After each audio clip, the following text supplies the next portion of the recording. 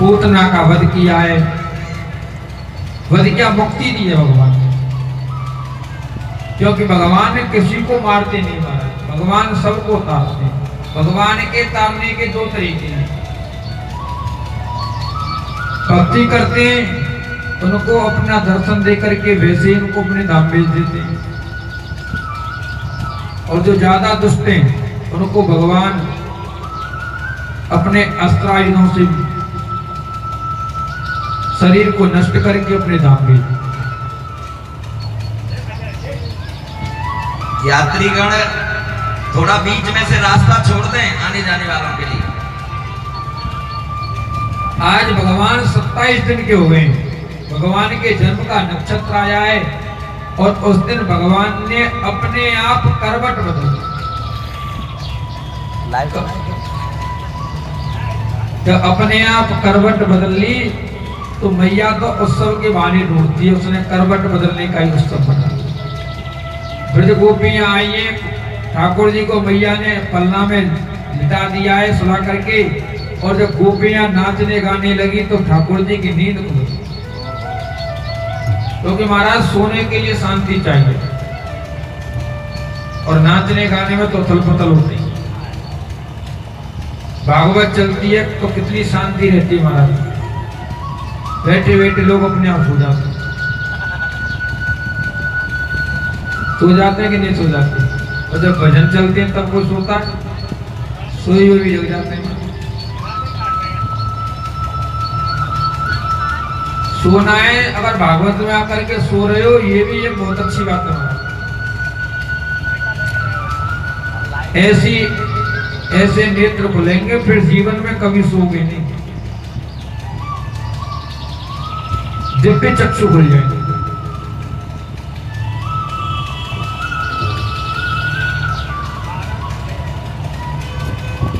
जब उन दुष्ट के, उस चोर के कानों में केवल आवाज पहुंच गई, महाराज कांटा निकालने के लिए आवाज, कानों से हाथ हटाए और उसके कानों में जब सत्संग थोड़ा सा पहुंच गया, जब उसका जीवन परिवर्तित हो सकता है।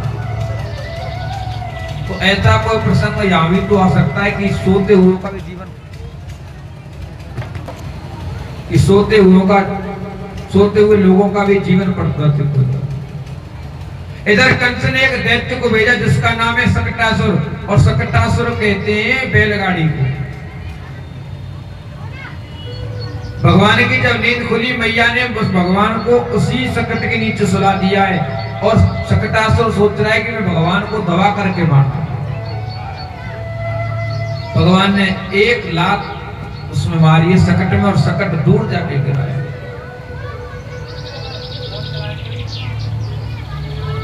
ये सकटासुर हिरण्याक्ष का पुत्र है, बड़ा सुंदर है, इसका नाम है उत्कच, बड़ा सुंदर है और बड़ा बलवान है, शरीर में बड़ी जान है इसके। लोमस ऋषि के बगीचे में पहुंच गया और अपने शरीर से अपनी छाती को वृक्षों से लगा लगा करके वृक्षों को गिरा रहा है। लोमस ऋषि ने श्राप दे दिया कि तू बगैर शरीर का हो जा। बाद में क्षमा मांगी तो कह दिया द्वापर युग में भगवान तेरा उद्धार करेंगे। वही आज सकटासुर बन के आया और भगवान ने उसका उद्धार किया। सकट कहते हैं बैलगाड़ी को, और बैलगाड़ी में 2 बैल लगते हैं। बैलगाड़ी जो होती है उनमें 2 बैल लगते हैं। और बैल किसका रूप है? बैल है धर्म का प्रतिरूप।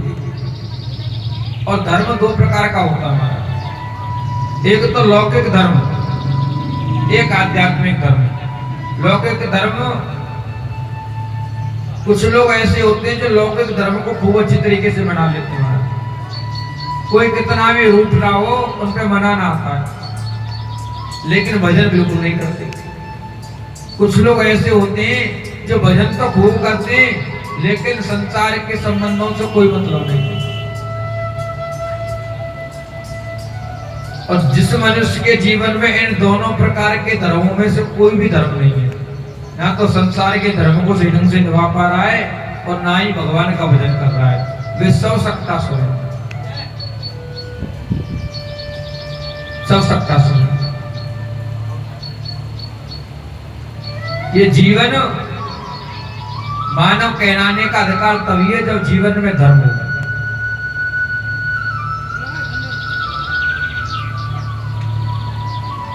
नहीं तो महाराज आहार निद्रा भय में तुनम क्या सामान्य में तत् पशुवी नराणाम धर्मम ही तेसाम अधिकम विशेषो धर्मेण हीनाम पशु ही समान। मनुष्य के जीवन में धर्म ही तो प्रधान है। नहीं तो जैसे मनुष्य भोजन करता वैसे पशु भी भोजन करते, जैसे मनुष्य सोता वैसे पशु भी सोते, जैसे मनुष्य संतान पैदा करता वैसे पशु भी करते, जैसे मनुष्यों को डर लगता है वैसे पशुओं को भी डर लगता है। मनुष्य मनुष्य के निकलाने का अधिकारी कब है? जब उसके जीवन में धर्म हो। और महाराज अगर इस मनुष्य के जीवन में धर्म नहीं हो ना, धर्म और यानी कि समाज की ये मर्यादा ना हो, तो महाराज इस मनुष्य से बड़ा पशु संसार में कोई दूसरा है नहीं। एक बार के लिए ये समाज की जो मर्यादा है उनको आप हटा दो तो मनुष्य से बड़ा पशु कोई नहीं है।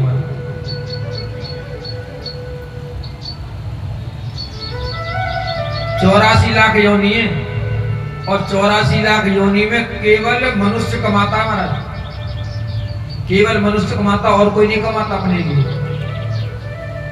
लेकिन आश्चर्य की बात यह कि कमाता मनुष्य 84 लाख योनि में, लेकिन फिर भी भूखा मनुष्य सोता है।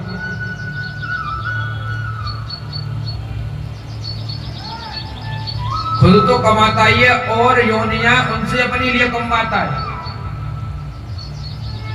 लेकिन फिर भी ये भूखा। 84 लाख योनि में केवल दिमाग मनुष्य के पास में, लेकिन पागल भी मनुष्य होता है।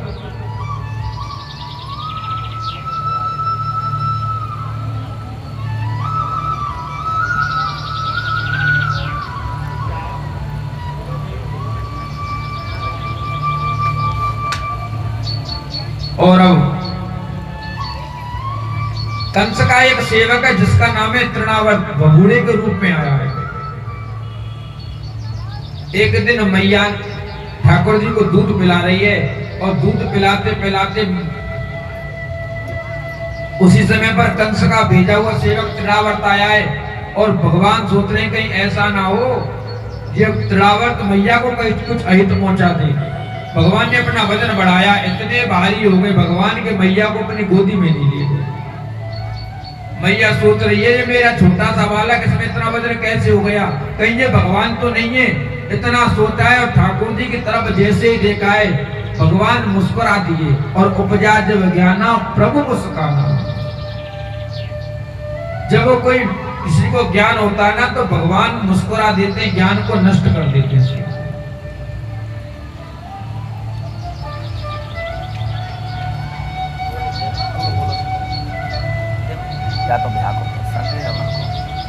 उसके ज्ञान को नष्ट कर देते हैं। ज्ञान नष्ट हो गया, मैया विचार कर रही है, बोले इसका वजन क्यों नहीं बढ़ेगा, कितनी देर से इसको सुबह से दूध पिला रही हूँ, दूध से वजन बढ़ गया है, इसको यहीं पे लिटा देती हूँ। और उसको भगवान को देरी पे लिटा दिया जिससे थोड़े हाथ पैर चले तो भगवान का दूध पच जाए। उसी समय तृणावर्त नाम का दैत्य वहां पर आया है और वह ठाकुर जी को अपनी गोदी में उठा करके ले गया है। जब गोदी में उठा करके ले गया है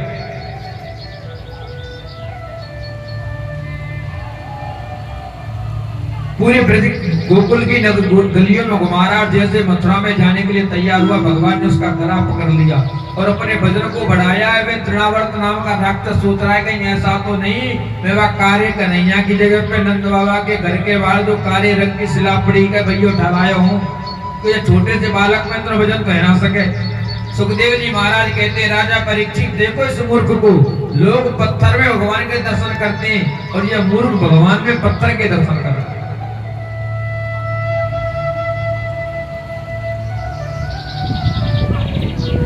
लेकिन भगवान ने सोचा बोले ये मेरे हाथ से मरेगा मुक्ति को तो प्राप्त करेगा ही, क्यों ना इसको उस शिला के ऊपर फेंक करके मारूं। और भगवान ने शिला के ऊपर उसको पटक करके मारा।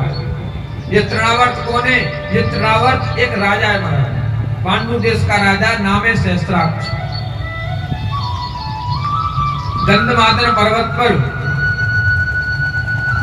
अपनी रानियों के साथ में खेल जल क्रीड़ा कर रहा है। दुर्वासा ऋषि वहीं भजन कर रहे थे, उन्होंने श्राप दे दिया कि तू तो जो है ये देख ही नहीं रहा है कि कोई संत यहाँ बैठे हुए संतों का सम्मान ही नहीं कर, तू तो राक्षस हो जा। वही सहस्त्राक्ष नाम का राजा आज तृणावर्त नाम का राक्षस हुआ और भगवान के आशीष से मुक्ति को प्राप्त किया।